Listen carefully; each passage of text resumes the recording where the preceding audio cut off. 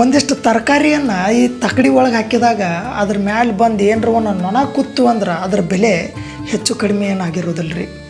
ಅದ್ರ ಬದಲಿ ಒಂದು ಚಿನ್ನವನ್ನು ತಕ್ಕಡಿ ಒಳಗೆ ಹಾಕಿದಾಗ ಅದೋ ನೊಣ ಬಂದು ಅಲ್ಲಿ ಕೂತು ಅಂದ್ರೆ ಅದರ ಬೆಲೆ 1,000ರಿಂದ 2,000 ಹೆಚ್ಚು ಕಡಿಮೆ ಆಗಿರ್ತೈತೆ ರೀ.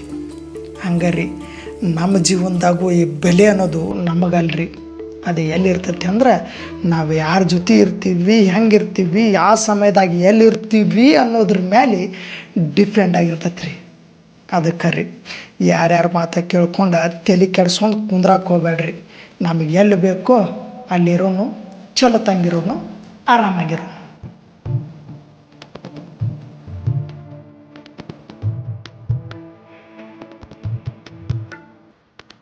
ಕೋಶದೊಳಗೆ ಕೂತು ಕಾಯುವ ಸಹನೆಗೆ ತಪ್ಪು